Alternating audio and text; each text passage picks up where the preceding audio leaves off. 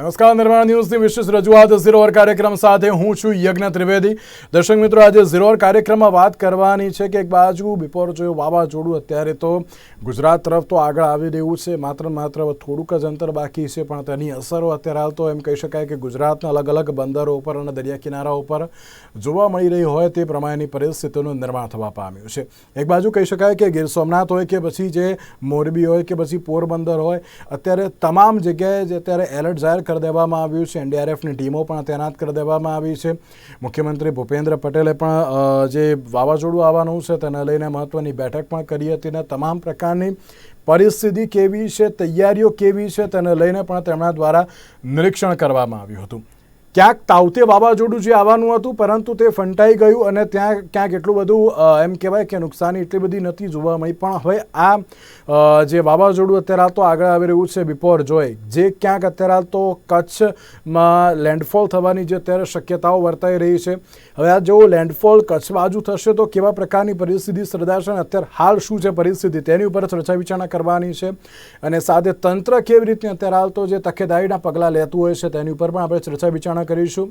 આ મુદ્દા ઉપર ચર્ચા વિચારણા કરવા માટે આપણી સાથે જોડી ગયા છે ચંદ્રમોહન કિષ્ટવાલ કે જેઓ સિનિયર ક્લાઇમેટ સાયન્ટિસ્ટ છે, સાથે સાથે સ્વસ્તિક જાડેજા કે જેઓ ડિવિઝનલ ફાયર ઓફિસર છે, fire emergency service department Ahmedabad municipal corporation, અને સાથે સાથે દિવંતભાઈ વઘાસી આપણી સાથે જોડી ગયા છે કે જેઓ હવામાન નિષ્ણાત છે। જે આપ ત્રણનું सौથી पहला तो स्वागत है।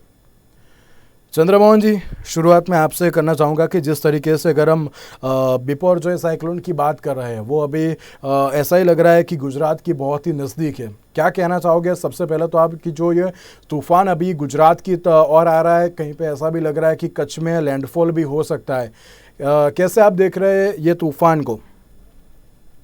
हाँ, धन्यवाद यज्ञ जी।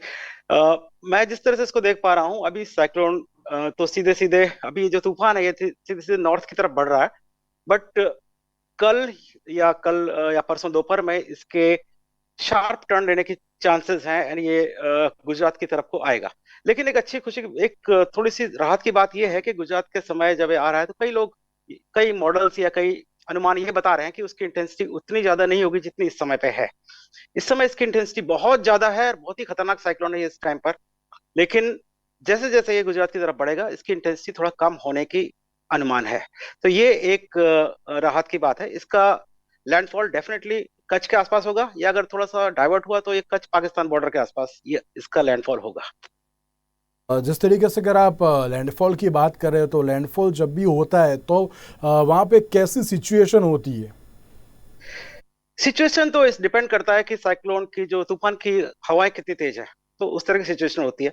जिस तरह का ये साइक्लोन है, जिस तरह का ये तूफान है, और जो अनुमान है कि जिस तरह से ये हिट करेगा, जिस तरह से ये लैंडफॉल करेगा, उसमें स्ट्रक्चरल डैमेज तो काफी ज्यादा होगा। जहां जहां छोटे छोटे सिटीज होंगे तो स्ट्रक्चरल डैमेज तो होगा। गनीमत है कि अगर ये इस अगर जितनी इंटेंसिटी की अभी है, अगर उतनी इंटेंसिटी से ये टकराता, उतनी विंड से टकराता, तो डिवास्टेशन इतना ज्यादा होता कि शायद वहां बहुत कम चीजें बचती। लेकिन अभी राहत की बात यह है कि इसका इंटेंसिटी थोड़ा कम होने के चांसेस हैं, तो स्ट्रक्चरल डैमेज तो यकीनन, जैसे पेट्रोल पंप है, ये है, इस तरह के स्ट्रक्चर, बड़े बड़े स्ट्रक्चर्स हैं, ब्रिजेस, इनको तो नुकसान होगा ही होगा। फ्लडिंग होगी जहां जहां एरियाज है, जहां जहां ये करेगा वहां पे, जो उसको बोलते हैं ना बाढ़ आ जाना, जैसे बहुत ज्यादा पानी भर जाता है, वो उस तरह की चीजें होती हैं। पेड़ पौधे टूट जाते हैं, ये जैसे पावर लाइन्स, इनका डैमेज होता है बहुत ज्यादा, और कई बार इसकी वजह से फायर के भी चांसेस रहते हैं। तो ये तरह के डैमेज तो होते ही हैं। खैर, लेकिन ये अभी मैं देख रहा था इसका इसका जो अभी जो लेटेस्ट अनुमान है, अभी जस्ट 1 घंटे पहले का जो अनुमान है, वो अनुमान ये है कि इसकी स्पीड काफी हद तक कम हो जाएगी जब तक ये वहां तक पहुंचेगा। बिल्कुल थी दिवंतभाई, आप कह रही तो જોઈ રહ્યા છો કે એક બાજુ જ્યારે તાવતે વાવાઝોડું જે આવ્યું હતું, ચોક્કસથી જે પ્રમાણે ઇન્ટેન્સિટી ક્યાંક થોડી એ વખતે પણ ઓછી થઈ હતી, પણ અત્યારે હાલની જે સિચ્યુએશન જોવા મળી રહી છે ક્યાંક કચ્છમાં લેન્ડફોલની શક્યતાઓ પણ વર્તાઈ રહી છે, આપના મત અનુસાર અત્યારે હાલ ગુજરાત ઉપર કેવા પ્રકારનો ખતરો છે? જે ચોક્કસથી માહિતી આપી દઈશ। હાલ જે અત્યારની સ્થિતિ છે અને અત્યારના જે પણ બધા મોડેલો જે ટ્રેક દર્શાવે છે અને જે ભારત હવામાન વિભાગ દ્વારા પણ કહેવામાં આવેલું છે કે જખૌ બંદરની આસપાસનો જે પણ વિસ્તાર છે તો આ વિસ્તારમાં લેન્ડફોલ એટલે જમીન ઉપર આવવાની શક્યતાઓ અનુમાન છે. તો જ્યારે જે રીતે ચંદ્રમોહન જીએ કહ્યું એ મુજબ એની જે પરિવર્તિત થવાનું છે, આજે જે છે એ એક્સ્ટ્રીમલી સિવિયર સાયક્લોનિક સ્ટોર્મમાં છે, જે ગઈકાલે આવતીકાલે વેરી સિવિયર સાયક્લોનિક સ્ટોર્મમાં પરિવર્તિત થશે. અને જ્યારે એ લેન્ડફોલ થશે એટલે કે જમીન સાથે ટકરાશે ત્યારે એની જે ગતિ છે 125 થી 135 વેરી સિવિયર સાયક્લોનિક સ્ટોર્મમાં ટકરાશે.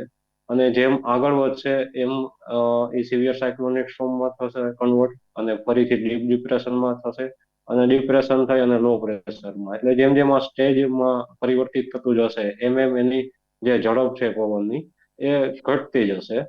વધારે પડતો જો આફત કહીએ તો જે ટકરાશે જખો બંદર એટલે કે પશ્ચિમ કચ્છનો જે પણ ભાગ છે, અને દ્વારકા અને જામનગર આ 3 જિલ્લા અને પશ્ચિમ કચ્છ આ વિસ્તારને વધારે પડતી અસર કરે એવું હાલ અનુમાન છે.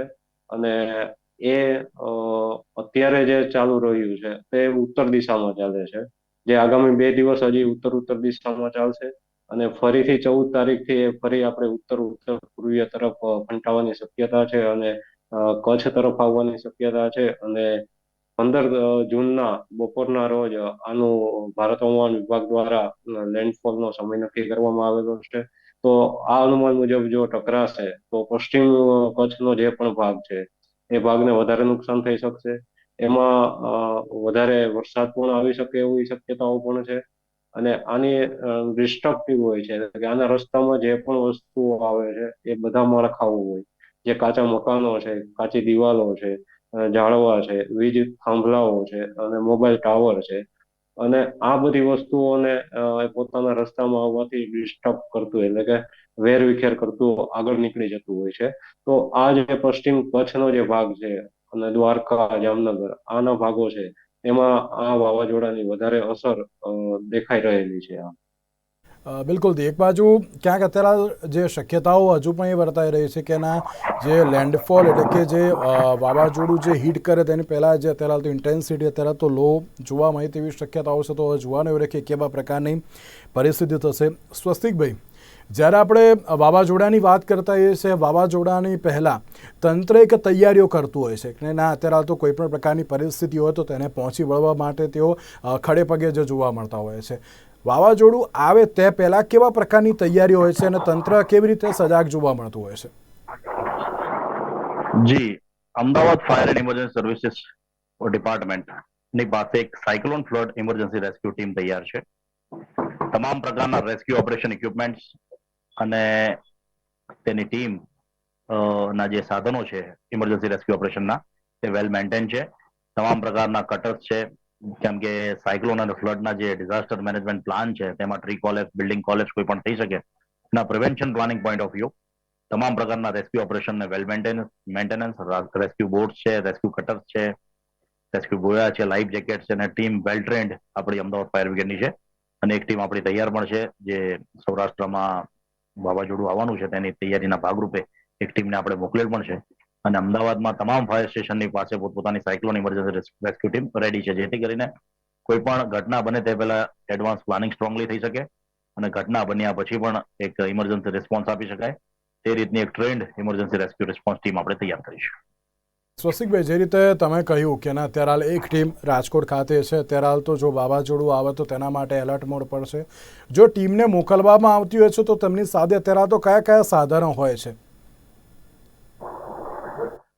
ઇમરજન્સી રેસ્ક્યુ ટીમ જે છે પર્ટિક્યુલર ફોર સાયક્લોન અને ફ્લડ માટે એક ઇમરજન્સી રેસ્ક્યુ વ્હીકલ્સ હોય છે. તેની અંદર તમામ પ્રકારના જીવન બચાવવાના સાધનો, જેમ કે લાઈફ બોયા છે, લાઈફ જેકેટ છે, કટર્સ છે, સ્પ્રેડર્સ છે, તમામ પ્રકારના રેસ્ક્યુ ટૂલ્સ જેને કહેવાય રેસ્ક્યુ ઓપરેશન ટૂલ્સ, કે જે જીવન બચાવવા માટેના સાધનો છે, સેલિંગ હુક છે, લેડર છે, અલગ અલગ પ્રકારના રેસ્ક્યુ વ્હીકલ્સની અંદર અલગ અલગ પ્રકારની ટેકનોલોજીકલ ઇક્વિપમેન્ટ્સ હોય છે, જેને ટ્રેન્ડ ફાયર ફાઈટર્સ દ્વારા ઓપરેટ કરવામાં આવે છે સાચા સમય અને લોકોના જીવ બચાવવામાં આવે છે.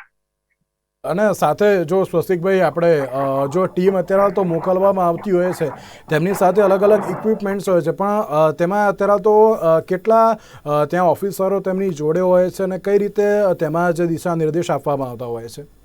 જનરલી ફર્સ્ટ રિસ્પોન્ડર ટીમમાં station fire officer, sub fire officers, leading fireman, rescuers, driver cum operators, આ તમામ પ્રકારની ટીમ હોય છે જે ટ્રેન્ડ હોય છે particular for rescue operations in cyclone emergency and flood emergency situations માટે, જેથી કરીને એ લોકો સિચ્યુએશન્સનું પહેલા પ્લાનિંગ કરે છે અને इमरजेंसी रिस्पॉन्स પણ આપી શકે છે। चंद्रमोहन जी, जिस तरीके से अगर हम अभी बात करें तो सिर्फ और सिर्फ गुजरात में नहीं मगर मुंबई में भी अभी हाई अलर्ट अभी घोषित कर दिया गया है। कहीं पे ऐसा भी लग रहा है कि 150 किलोमीटर प्रति आवर के स्पीड से कहीं पे साइक्लोन आ भी रहा है। आप कैसे देख रहे हो कि मुंबई में अभी कैसी सिचुएशन हो सकती है? और साथ में अगर हम गुजरात की बात करें, गुजरात में नो डाउट चलो साइक्लोन आने वाला है, कहीं पे लैंडफॉल भी होने वाले के जो शक्यता भी है भी ये दिख रही है, मगर कोई दिशा बदलेगी ऐसा लग रहा है आपको कि नहीं? दिशा नहीं बदल सकती अब? लेकिन मुंबई में जो इम्पैक्ट इसका रहेगा वो रहेगा वेव्स के रूप में। जो ओशन में समुद्र में जो वेव लहर उठती है उसमें थोड़ा इम्पैक्ट होगा। बड़ी बड़ी ऊंची ऊंची लहरें उठेंगी क्योंकि समुद्र का जो जो तूफान का इम्पैक्ट होता है वो काफी दूर तक रहता है, जो लहरों के फॉर्म में, जहाँ बड़ी बड़ी लहरें, बड़े बड़े कोस्ट के सामने मछुआरों के लिए प्रॉब्लम्स एंड बहुत जो समुद्र के अंदर जाते हैं वो थोड़ा रिस्क है। अदरवाइज मुंबई में इसके जाने का तो कोई भी चांस नहीं है। ये एट द मोस्ट ये कच्छ में जाएगा, या तो अगर बहुत अगर इसे डाइवर्ट किया तो ये पाकिस्तान कच्छ के बॉर्डर पर जा सकता है। इससे ज्यादा ये डाइवर्ट नहीं होने वाला है और इसके बॉम्बे जाने का तो कोई भी संभावना नहीं है। और चंद्रमोहन जी, जिस तरीके से आपने बोला कि नहीं कहीं पे कच्छ बॉर्डर और पाकिस्तान की जो बॉर्डर है वहाँ पे ही लैंडफॉल होएगा, और जब तक वो बॉर्डर तक पहुँचेगा इंटेंसिटी बहुत ही लो हो जाएगी, ऐसी कोई शक्यता भी है? तक जितना अनुमान है और मौसम वैज्ञानिक अपने डिफरेंट मॉडल रन करके जो बोल रहे हैं, तो वो बोल रहे हैं कि यहाँ से तो जितना अभी है उससे तो इंटेंसिटी डेफिनेटली कम होगी इसकी, उसमें कोई डाउट नहीं है। लेकिन वो कितना कम होगी थोड़ा सा आने वाला 2-3 दिन बहुत क्रुशियल है, बिकॉज अभी ये साइक्लोन अभी 2-3 घंटों में, पिछले 2-3 घंटों में इसकी इंटेंसिटी कम हुई है, तो इससे तो लगता है अनुमान की ये कम की तरफ जा रहा है। तो इससे पता तो ये चल रहा है, पिछले मैं 3 घंटे का या 4 घंटे का मैं मॉनिटर कर रहा हूँ, तो इसकी इंटेंसिटी बहुत कम तो नहीं हुई है। ये 160 से लेकर 150 तक चला गया है, तो इतना अभी ये गया है। लेकिन इसी रेट से अगर बढ़ कम होता रहा तो कम होगी। लेकिन ये नेचर में कभी कभी, मतलब नेचर में कभी कभी ऐसे सरप्राइज हो जाते हैं, तो हम बहुत थोड़ी संभावना हम नहीं रख सकते कि भाई हाँ कुछ हो सकता है। लेकिन अभी तक जितने अनुमान लोग बोल रहे हैं तो उसका हमको यही लगता है कि ये इंटेंसिटी इसकी लैंडफॉल के टाइम पे डेफिनेटली कम होगी। और जो ये 150 किलोमीटर पर आवर के जो विंड्स हैं, ये हर जगह नहीं होंगी। ये ऐसा नहीं है कि पूरे पूरे पाकिस्तान में या पूरे इंडिया में, पूरे कच्छ भुज में होगी। ये सिर्फ 25 किलोमीटर एरिया के अंदर, 25 किलोमीटर का रेडियस, यानी आपको मैं बताता हूँ कि 50 किलोमीटर का जो एरिया है, सबसे सेंटर का जो एरिया है 50 किलोमीटर, इसके अंदर 2-3 सिटी आ जाते हैं, काफी सारे गांव आ जाते हैं। 50 किलोमीटर का रेडियस कितना बड़ा होता है आप समझ सकते हो। आप 25 किलोमीटर इधर, 25 किलोमीटर इधर, तो आप सोचो आप कितना बड़ा एरिया है। वो एरिया में डैमेज मैक्सिमम होगा, बाकी एरिया में डैमेज कम होगा। એક બાજુ ધીમનભાઈ આમાં સવાલ એ પણ થતો હોય છે કે આપણે પહેલાં ગુજરાતમાં તાવતે વાવાઝોડું પણ આવ્યું હતું અને ક્યાંક એ વખતે પણ ઇન્ટેન્સિટી થોડીક જે એમ કહેવાય કે ધીરે ધીરે જેમ આગળ આવતી હતી તે પ્રમાણે ક્યાંક ઇન્ટેન્સિટી લો પણ થતી હતી। અને જો તાવતે અને આ બિપોરજોય એ બંનેની કમ્પેરિઝન કરવા જઈએ તો ક્યાંક અત્યારે હાલ તો થોડીક ઇન્ટેન્સિટી વધારે હોય તેવું લાગી રહ્યું છે અત્યારે હાલ તો જે તાવતેની સરખામણીએ। એ બાબતે તો નથી લાગી રહ્યું, કારણ કે તાવતે જ્યારે લેન્ડફોલ થયો ત્યારે એની મેક્સિમમ આપણે જોઈએ તો અરબી સમુદ્રમાં 195 વિન્ડ સ્પીડ એટલે કે પવનની ઝડપ 195 જેટલી જોવા મળી હતી। એટલે એવું ન કહી શકાય કે તાવતે કરતા આપણે એવું કહી શકીએ કે તાવતે જેવું એટલું ખતરનાક વાવાઝોડું આ નથી। કારણ કે તાવતે હતું એ એક્સ્ટ્રીમલી જયારે સિવિયર સાયક્લોનિક સ્ટોર્મ હતું ત્યારે લેન્ડફોલ થવા પામ્યો હતો। પણ આ જે વાવાઝોડું છે બિપરજોય, એ હાલ એક્સ્ટ્રીમલી સિવિયર સાયક્લોનિક સ્ટોર્મ હતું, એમાંથી હવે ધીમે ધીમે વેરી સિવિયર સાયક્લોનિક સ્ટોર્મમાં કન્વર્ટ થતું જાય છે। અને જ્યારે એ લેન્ડફોલ કરશે ત્યારે પણ વેરી સિવિયર સાયક્લોનિક સ્ટોર્મમાં હશે। અને જે રીતે ચંદ્રમોહનજીએ કીધું એમ જેમ આગળ આવશે 25 થી 50 કિલોમીટર આગળ ચાલશે, એમ ફરીથી એનું સ્ટેજ ઘટાડો થાય અને સિવિયર સાયક્લોનિક સ્ટોર્મ આવશે, એટલે કે એની ઝડપ છે એ ફરીથી ઘટી જશે અને ફરીથી ડીપ ડિપ્રેશનમાં, એટલે જે આગળનો ભાગ છે પશ્ચિમ જ્યાં ટકરાશે અને જે આજુબાજુનો 50 કિલોમીટર 100 કિલોમીટરનો વિસ્તાર છે, તો આ વિસ્તારને વધારે અસર કરી શકે એવી શક્યતાઓ વધારે હોય છે. અને પછીથી એની ઝડપ છે એ ધીમે ધીમે ઘટતી જતી હોય છે, કારણ કે જેમ જેમ વચ્ચે ઘર્ષણ આવતું જાય, બિલ્ડિંગ આવે, ઝાડવા આવે, આ બધી વસ્તુઓ જેમ જેમ અલગ અલગ ટોપોગ્રાફી આવતી હોય, એમ જેમ જેમ ઘર્ષણ વધતું જશે એમ એમ એની સ્પીડમાં ઘટાડો થતો જતો હોય છે. એટલે તોકતે કરતા તો એટલું બધું આ વધારે ખતરનાક તો ન કહી શકાય, પણ વિન્ડ સ્પીડ જે 120-135 રહેવાની છે, એના કારણે જે પશ્ચિમનો દરિયાકાંઠા, પશ્ચિમ કચ્છનો જે દરિયાકાંઠાનો વિસ્તાર છે, આના માટે એ થોડુંક खतरनाक कह सकाय। बिल्कुल। चंद्रमोहन जी, एक और सवाल आपको ही, जिस तरीके जी से अगर हम जो तूफान की बात करते हैं, अभी तक हम 2 दशक की बात करें तो वहाँ पे जो तूफान है उसमें 52% की बढ़ोतरी भी हुई है। कहीं पे ऐसा भी लग रहा है कि 2001 से लेकर 2023 तक 20 से ज़्यादा तूफान अभी तक हमने देखे हैं। और जो हम कह सकते हैं कि अरब सागर जो है अभी, वो अभी तूफान का हॉटस्पॉट बन चुका है ऐसा? बिल्कुल बन चुका है। एक्चुअली अरेबियन सी के ऊपर तूफान बहुत ज्यादा बड़े हैं, बहुत ज्यादा। आपने भी नोटिस किया होगा, पहले इतने तूफान नहीं आते थे, गुजरात वगैरह तक तो आते ही नहीं थे। अभी देखो साल दर साल तूफान आ रहे हैं। बिल्कुल आप सही कह रहे हैं, 100% तक की बढ़ोतरी इनमें हुई है। जैसे 1982 से आज तक का हम डेटा देखते हैं तो इसमें बढ़ोतरी हुई है। दूसरी सबसे जो एक एक फैक्टर है, एक और है कि अभी जो जिस स्पीड से तूफान बढ़ते हैं आगे की तरफ, वो स्पीड कम हो रही है। ये एक बहुत इंपॉर्टेंट फैक्टर है, क्योंकि इसकी वजह से क्या होता है कि तूफान बहुत देर तक समुद्र में रहता है। अभी मैं इसकी स्पीड बता रहा हूँ, मैं इसकी स्पीड कैलकुलेट अभी मैंने की। इसने पिछले 6 दिनों में सिर्फ 800 किलोमीटर का सफर तय किया, सिर्फ 6 दिनों में सिर्फ 800 किलोमीटर, जबकि इसको कम से कम कम कर देना चाहिए। काफी ज्यादा, मतलब ये स्पीड कितनी कम है पता है आपको? ये स्पीड है 15 किलोमीटर की स्पीड होनी चाहिए इसकी, 15 किलोमीटर पर आवर की स्पीड से इसको आगे बढ़ना चाहिए था। ये बढ़ रहा है 5 किलोमीटर की स्पीड से आगे। तो इसका मतलब ये बहुत देर तक ये अभी समुद्र के ऊपर ही है। तो जितनी देर ये समुद्र में रहेगा वो उतनी अपनी एनर्जी वो बटोरता रहेगा। वही ताउते के साथ भी यही हुआ था।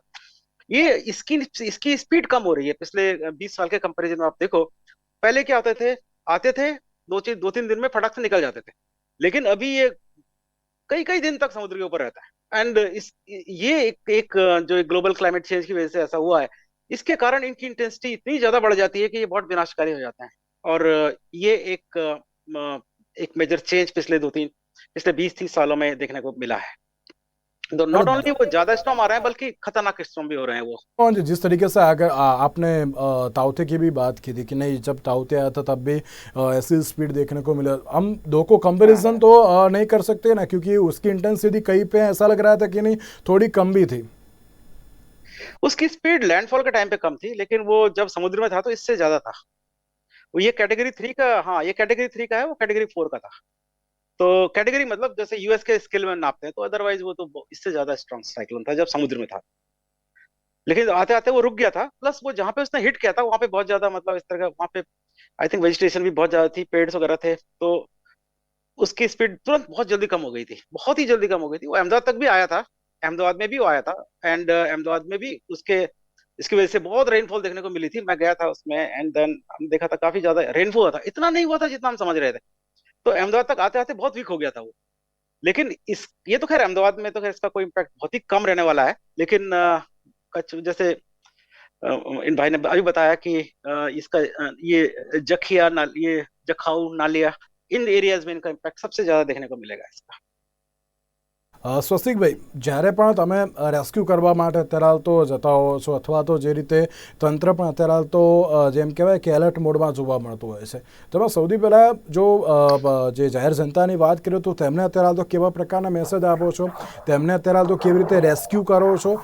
બીજી બાજુ જોવા જઈએ તો હજુ તો ક્યાંક વાવાઝોડું આવ્યું નથી, જો કદાચ આવે તો અત્યારે હાલ તો તેના માટે જો રેસ્ક્યુ કરવા બાબતે પણ કેવા પ્રકારની તૈયારીઓ જોવા મળતી હોય છે? જી, Ahmedabad fire and emergency services ડિપાર્ટમેન્ટની જે ઇમરજન્સી રેસ્ક્યુ ટીમ છે તે ડિઝાસ્ટર થયા પહેલા, દરમિયાન અને પછી ત્રણેય રીતે કામગીરી કરે છે. પહેલા ફાયર પોલીસ મેડિકલની જે જોઈન્ટ એન્ફોર્સમેન્ટ ટીમ હોય છે તે પબ્લિક સેફ્ટી ઇન્સ્ટ્રક્શન્સને ફોલો કરવા માટે ખાસ કહે છે. જેમ કે કોઈ પણ દરિયા કિનારે કોઈ મકાનો છે, કોઈ કાચા મકાનો છે, ભયજનક મકાનો છે, તે તમામ પ્રકારના એક prevention notice point of view એ લોકોને એલર્ટ કરે છે પબ્લિકને, જેથી કરીને કોઈ પણ વાવાઝોડું કે ફ્લડ દરમિયાન ત્યાંના જે અનસેફ લોકો છે તે સેફ જગ્યા ઉપર જઈને સ્થળાંતર કરી શકે, એને ઇમરજન્સી ઇવેક્યુએશન મેનેજમેન્ટ કહી શકાય. એટલે કે બિફોર ડિઝાસ્ટર આપણે રિસ્ક રિડક્શન કરી શકીએ. દુર્ઘટના થયા પહેલા આપણે રિસ્ક રિડક્શન કરવાનો ખૂબ જ prevention point of view important point છે. દરમિયાનમાં અને પછી જે રેસ્ક્યુ ઓપરેશન્સ છે એના માટે ટીમ ટ્રેન્ડ હોય છે, અને તે લોકોનું કોઈ પણ જગ્યાએ ડિઝાસ્ટર માટે લોકો કોઈ પણ પબ્લિક ટ્રેપ થઈ ગયા છે તો એના રેસ્ક્યુ ઇક્વિપમેન્ટ દ્વારા તે લોકોને એક રેસ્ક્યુ ઓપરેશન સક્સેસફુલી કરવામાં આવે છે. જી બિલકુલ. અને જો વાવાઝોડાની વાત કરીએ તો વાવાઝોડું એકવાર જે રીતે આવી જતું હોય છે અને પછી ત્યારબાદ જે એમ કહેવાય કે જે નુકસાનગ્રસ્ત વિસ્તારો જોવા મળતા હોય છે તેમાં કેવા પ્રકારની જે તૈયારીઓ અત્યારે તો જોવા મળતી હોય છે, ઇવન કેવા પ્રકારની કામગીરી એ સમયે કરવામાં આવતી હોય છે? એમાં જનરલી ડિઝાસ્ટર રિલીફ ઓપરેશન્સ હોય છે, કે રિલીફ ડિપાર્ટમેન્ટ છે આપણું ગુજરાત ગવર્મેન્ટનું એક અલગ, જે જીએસડીએમની અંડરમાં છે. રિલીફ ડિપાર્ટમેન્ટ કોઈ પણ ડિઝાસ્ટર થયો હોય અને ત્યાં કોઈ પણ બિલ્ડિંગ કે કોઈ પણ જગ્યાઓ ડિઝાસ્ટર થયેલું હોય છે, ત્યાંના લોકોને રાહત આપતી હોય છે, અને તે લોકોની દુર્ઘટનામાં વધારો ન થાય તે માટેની એક સ્ટ્રેટેજી તૈયાર કરતા હોય છે. બિલકુલ. ધીમંતભાઈ, આજે અત્યારે વાવાઝોડું આવ્યું અને ક્યાંક જે એમ કહી શકાય કે અત્યારે હાલની જે પરિસ્થિતિમાં ક્યાંક આ વાવાઝોડું બીજા અન્ય કોઈ રાજ્યને પણ ક્યાંક વધુ પડતી થોડી અસર કરી શકે તેમ? બીજા કોઈ રાજ્યને અસર કરે એમાં રાજસ્થાનનો તો પછી ગુજરાત પછી રાજસ્થાનમાં પણ ક્યાંક તો કોઈ શક્યતાઓ, કારણ કે મહારાષ્ટ્ર હોય પછી ગુજરાત હોય ત્યારબાદ રાજસ્થાન, એટલે કોઈ અન્ય કોઈ રાજ્યમાં કોઈ અસર થાય તેવી શક્યતાઓ છે? હાલ તો જે એના ટ્રેક મુજબ જો ચાલશે તો જે આપણે પશ્ચિમ રાજસ્થાનનો જે ભાગ છે એને અસર કરી શકે, કે જ્યાં લો પ્રેશર એરિયા જશે અસર કરશે, મીન્સ કે ત્યાં વરસાદ આપશે, પવનની ઝડપ હશે એ 35-40 થઈ જશે, પણ એના કારણે એક વરસાદ ત્યાં પશ્ચિમ રાજસ્થાનમાં થઈ શકે એવી शक्यताओं रहेली है। बिल्कुल। एक आखिरी में सवाल मैं चंद्रमोहन जी आपसे पूछना चाहूँगा कि जिस तरीके से अगर हम मानसून की बात करते हैं, देश में एक तरफ मानसून भी आगे बढ़ रहा है, क्या बिपरजॉय की वजह से मानसून की रफ्तार पर कोई असर हो सकता है क्या? मानसून की रफ्तार पे तो डेफिनेटली असर होगा ही, एंड हो भी चुका है ऑलरेडी। अभी तक तो मानसून 15 तारीख तक तो दिल्ली पहुंच जाना चाहिए था या गुजरात पहुंच जाना चाहिए था, लेकिन अभी इसकी वजह से तो मानसून में डेफिनेटली इम्पैक्ट आएगा ही, क्योंकि ये एक तरह का वैक्यूम क्लीनर है। तो वो पूरी की पूरी मॉइस्चर को उसने अपनी तरफ खींच लिया है। तो जो मॉइस्चर अभी पश्चिम भारत में जाना चाहिए था या महाराष्ट्र में जाना चाहिए था, वो अभी पूरा खींच के ही गुजरात की तरफ लेके आ रहा है।